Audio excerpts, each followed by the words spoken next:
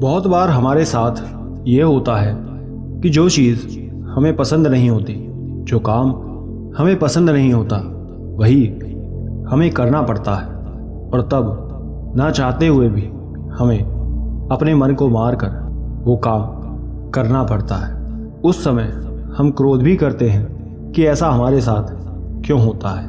हम चाहते दूसरी चीज़ है और मिल कुछ और रहा है, और हम फिर उस चीज़ को पकड़ के बैठ जाते हैं, ये सोचने की जगह कि हो सकता है उसमें हमारा ही कुछ लाभ छुपा हो। लेकिन हम ऐसा नहीं सोचते, और बाद में जब उसका परिणाम हमारे पास आता है तो हम उसको सही समझ पाते हैं कि वो जो भी हुआ सही हुआ था, उसमें हमारी ही भलाई थी। एक बार एक व्यक्ति ने अपने गुरुजी से पूछा कि जब परिस्थिति हमारे हाथ में ना हो तब हमें क्या करना चाहिए। ये सुन गुरुजी उत्तर देते हैं कि यदि हर प्रयास के बाद भी परिस्थिति आपके हाथ में ना हो तो उसे फिर छोड़ देना चाहिए। हो सकता है उसमें आपकी भलाई हो, कुछ अच्छा हो। ये सुन व्यक्ति कहता है कि लेकिन उसमें हमारी क्या भलाई हो सकती है। तब गुरुजी कहते हैं कि ये तो आपको बाद में ही पता चलेगा जब उसका परिणाम आता है।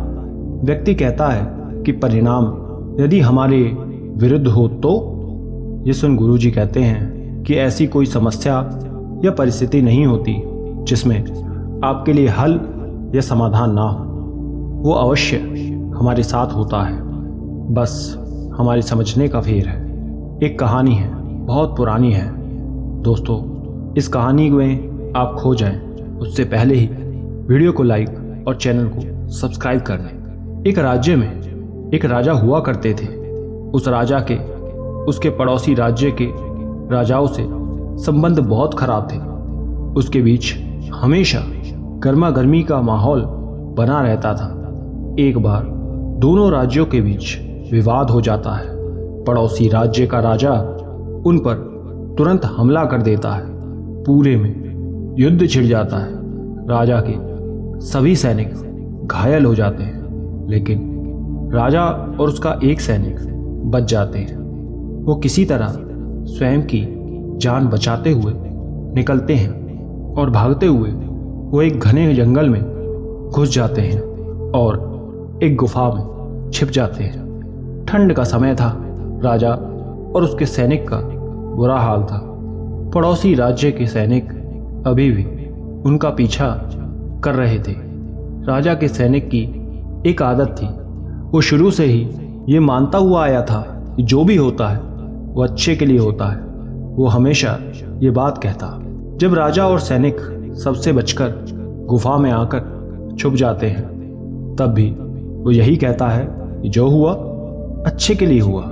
ये सुनते ही राजा कहता है कि इसमें क्या अच्छा था, मुझे तो कुछ नहीं दिख रहा। हमारे पड़ोसी राज्य ने हम पर हमला कर दिया, मेरे सारे सैनिक मारे गए, मेरी सालों की राजगद्दी आज मुझसे छिन गई है। मैं बेघर होकर इस गुफा में बैठा हूँ, तुम्हें ये कहाँ से अच्छा लग रहा है। ये सुन सैनिक कुछ नहीं कहता। थोड़ी देर बाद जब अंधेरा होने लगता है तो सैनिक आसपास से लकड़ियां एकत्र करके ले आता है और उन्हें जला देता है ताकि गुफा में रोशनी और गर्माहट बनी रहे। लेकिन कुछ ही देर के बाद वो पड़ोसी राज्य के सैनिक वहां पहुंच जाते हैं और राजा को ढूंढने लगते हैं। तभी तेज हवाएं चलने लगती हैं जिससे गुफा की आग बुझ जाती है। पूरे में अंधेरा हो जाता है। ये देख राजा और अधिक क्रोधित हो जाता है कि वो कहाँ फंस गया।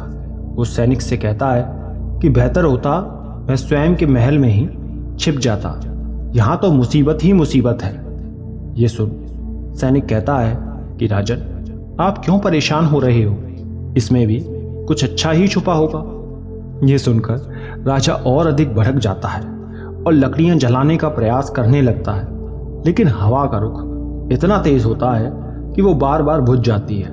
ये देख राजा कहता है कि दिख रहा है कि कितना भला हो रहा है, हमारा इससे ज्यादा बुरा हमारे साथ और क्या होता।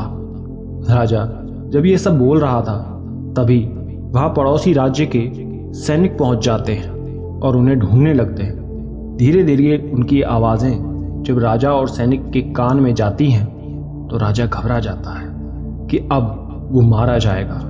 उसके पास ना तो हथियार है ना ही सेना, लेकिन सैनिक थोड़ी देर बाद ही वहाँ से चले जाते हैं।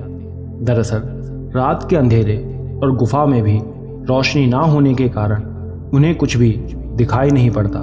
वो आसपास ही देख लौट जाते हैं, जिससे पुनः राजा और सैनिक की जान बच जाती है। उनके जाने के बाद सैनिक कहता है कि देखा, इसलिए मैं कह रहा था कि जो भी होता है वो अच्छे के लिए ही होता है, इसमें कोई शक नहीं है। सैनिक राजा से कहता है कि यदि आज आप अपने महल में होते तो निश्चित ही मारे जाते, लेकिन आप बचकर भागकर इस गुफा में आ गए, जहां आपको एक सुरक्षित छुपने का स्थान मिल गया।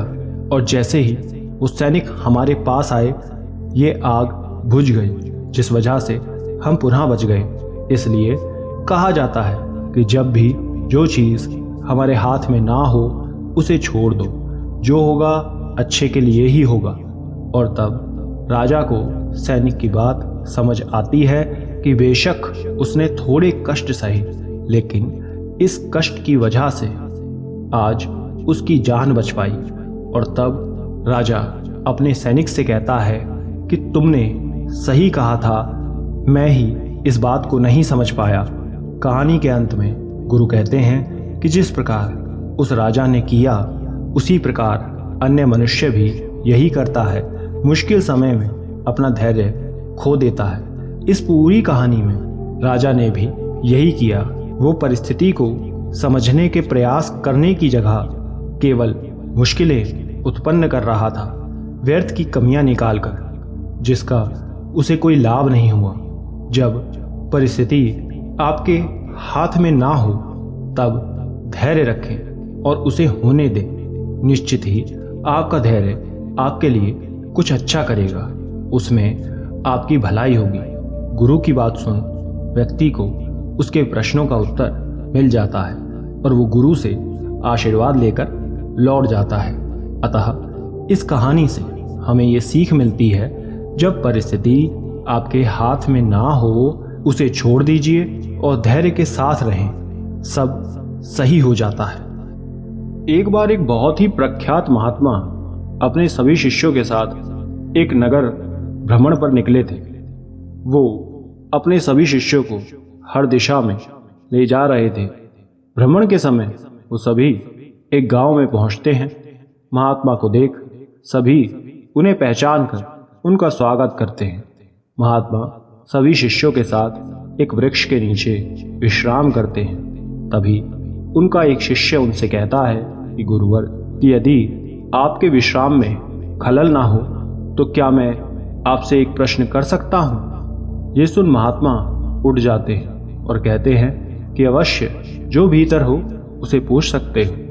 तब एक शिष्य कहता है कि प्रत्येक मनुष्य के जीवन में सुख दुख आता है, उतार चढ़ाव, अमीरी गरीबी, ये सभी जीवन में लगे रहते हैं। इन सब के बीच कुछ लोग स्वयं के दुख से परेशान हैं, कोई स्वयं की खुशी में इतना खुश है कि दूसरे के दुख से उन्हें कोई लेना देना नहीं, कोई स्वयं की अमीरी में इतना अहंकार में आ जाता है कि धन को ही जीवन बना लेता है, कुछ दिखावे में रह जाते हैं। तो क्या इन सब भावनाओं की जीवन में अहमियत है? क्या किसी अन्य भावना की आवश्यकता नहीं है? क्या इन सब में प्रेम कहीं नहीं है? ये सुन महात्मा बड़े ही विनम्र स्वर में कहते हैं कि ये प्रश्न तुमने बहुत सही पूछा है वत्स। प्रेम जीवन में आवश्यक है जिस तरह अन्य सब, लेकिन लोग इसे अलग रख अन्य भावनाओं पर ध्यान देते हैं। अमीर व्यक्ति के लिए उसका धन ही उसका प्रेम है, दिखावटी के लिए उसका दिखावा, लेकिन ये प्रेम नहीं, उनकी सोच है। प्रेम कब, कहाँ, कैसे, किस तरह मिलता है, कैसे देना है, किसे देना है, ये सब वक्त बताता है। वक्त आने पर सबको सब मिलता है। महात्मा शिष्य से कहते हैं कि इसी से जुड़ी एक कहानी सुनो। दोस्तों, कहानी में आप खो जाएं उससे पहले ही वीडियो को लाइक और चैनल को सब्सक्राइब कर लें। नमो बुद्धाय। किसी नदी किनारे बहुत सारे जज्बात बहा करते थे, जिसमें प्रेम, दुख, खुशी, दिखावा, अमीरी इत्यादि सभी थे। सभी ने उस बहाव में अपने लिए एक एक जगह बना रखी थी। सभी अपने अपने टापू पर रह रहे थे। एक बार बहुत जोरों से आंधी तूफान के साथ वर्षा आती है और लगातार कुछ दिन तक होती रहती है। धीरे धीरे वर्षा के पानी की वजह से नदी के पानी का स्तर भी बढ़ जाता है और वो किनारे के भी ऊपर आ जाता है, लेकिन तब भी वर्षा नहीं रुकती। धीरे धीरे पानी के स्तर के बढ़ने की वजह से सभी भावनाएं भी उसमें डूबने लगती हैं। तब सभी स्वयं को बचाने के लिए अपने लिए एक एक नौका ले आते हैं। वो अभी एक एक पत्ते पर बैठ जाते हैं। सभी ने अपने लिए नौका ले ली थी, लेकिन प्रेम अकेले रह गया था। वो उसी टापू पर बैठा रह जाता है। सबसे पहले जब स्वयं को बचाते हुए अमीर की नौका निकलती है, उसे देख प्रेम कहता है कि क्या तुम मुझे भी अपने साथ ले चलोगे? ये सुन अमीर भावना कहती है कि नहीं, मेरे साथ तो पहले से ही सोना और चांदी हैं, अब उनके बीच तुम्हें कहाँ ही बैठा पाऊंगा। प्रेम ने कहा, इनमें से एक को हटा दो। अमीरी कहती है कि तुम पागल हो क्या, उनके आगे तुम कुछ भी नहीं। ये कहकर वो आगे बढ़ जाती है।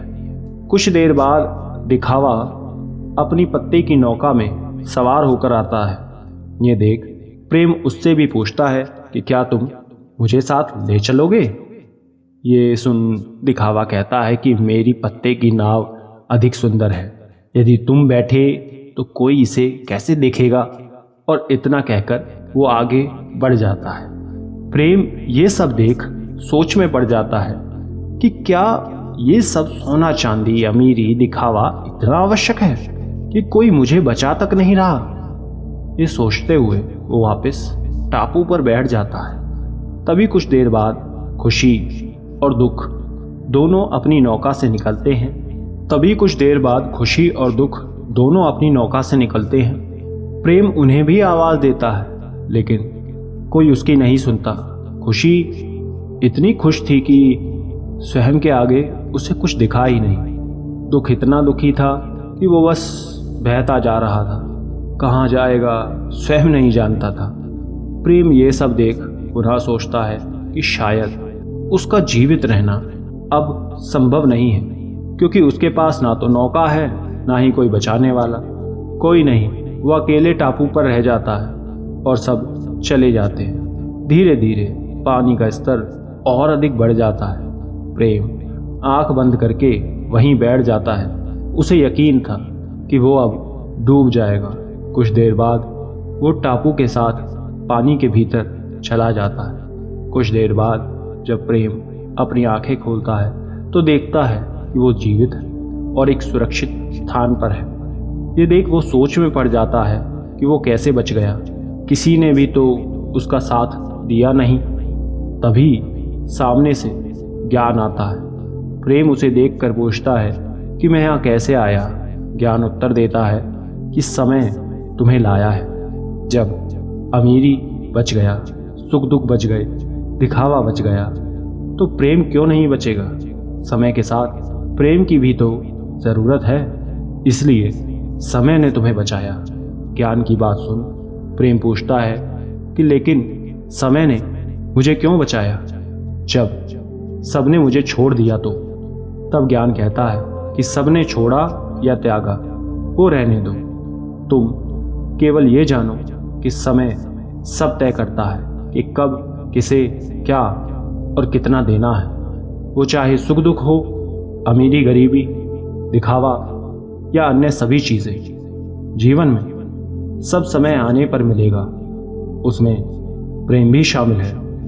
ये कब, कहाँ, कितना मिलेगा समय तय करेगा, लेकिन आवश्यकता उसकी भी है।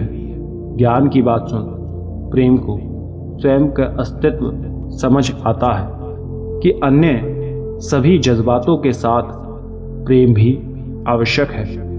जहाँ ये सब होगा तो प्रेम भी निश्चित होगा। कहानी के अंत में महात्मा पूछते हैं कि क्या अब तुम्हें तुम्हारे प्रश्नों का उत्तर मिला? ये सुन शिष्य कहता है कि जी गुरुवर। तब महात्मा कहते हैं कि जीवन में समय की एक अहम भूमिका है। परिस्थिति के अनुसार सब होता है। समय ही आपको तरह तरह की वास्तविकता से मिलवाता है। ये बताता है कि किस जज्बात की क्या भूमिका है। दोस्तों, आशा करते हैं ये बात आप समझे होंगे। कमेंट करके ज़रूर बताना। धन्यवाद।